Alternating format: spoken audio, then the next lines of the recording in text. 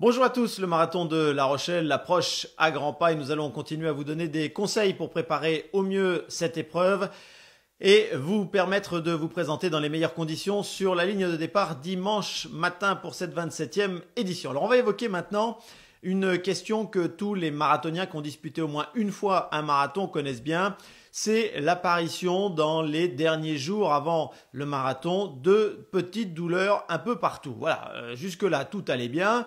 On était parfaitement en phase avec soi-même, avec son corps. Et puis là, dans les derniers jours, d'un seul coup, on se met à voir émerger des petites douleurs au tendon d'Achille, au genou, à la hanche, etc.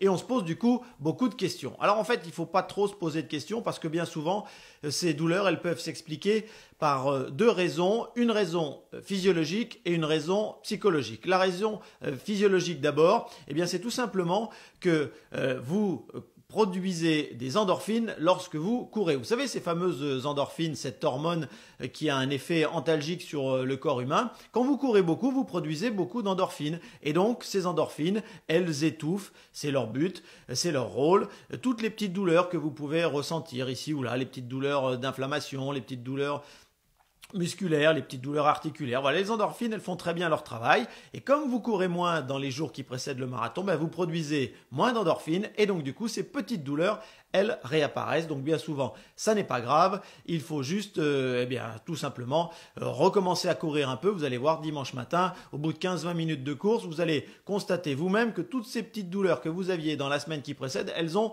toutes disparu.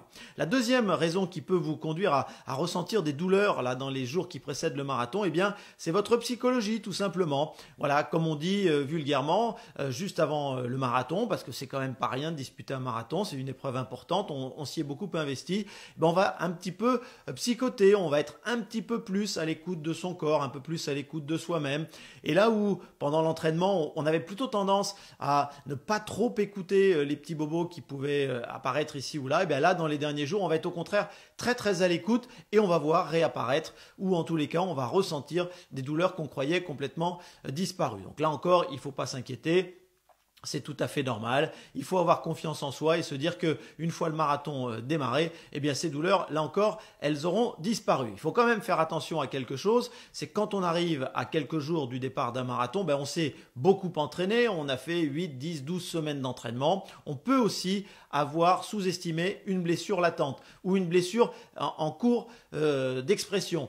Il faut faire attention donc que ces douleurs que vous aurez ressenties, mais alors plutôt dans les derniers jours d'entraînement, pas dans les jours juste avant la course, elles ne soient pas le signe d'une blessure qui est en train de s'installer, parce que là, dans ce cas-là, il serait quand même prudent d'aller consulter un médecin pour essayer de vérifier qu'il n'y a pas une blessure un peu plus grave qui est en train d'apparaître, parce qu'il faut être clair, courir 42 km, un marathon entier avec un début de blessure, il y a de grandes chances qu'à l'arrivée, ce soit une vraie blessure musculaire, articulaire ou tendineuse.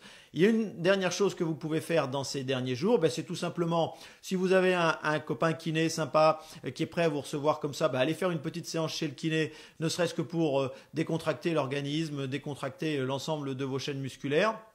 Notamment aussi décontracter un peu votre dos, c'est important. Vous pouvez aussi aller voir un ostéopathe qui vous remettra bien en ligne la colonne vertébrale, le bassin. Ça ne peut pas faire de mal, à condition toutefois de le faire de préférence au moins 48 à 72 heures avant de faire le marathon. Donc si vous devez aller chez l'ostéo, allez-y avant mercredi, ce serait quand même mieux. Voilà, donc si vous avez des petits bobos, vous inquiétez pas, on est tous passés par là, c'est normal.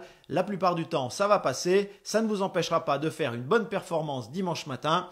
Et moi, je suis sûr que vous serez au rendez-vous dimanche à 9 h pour le départ de ce 27e marathon de La Rochelle. On se retrouve très vite pour de nouveaux conseils.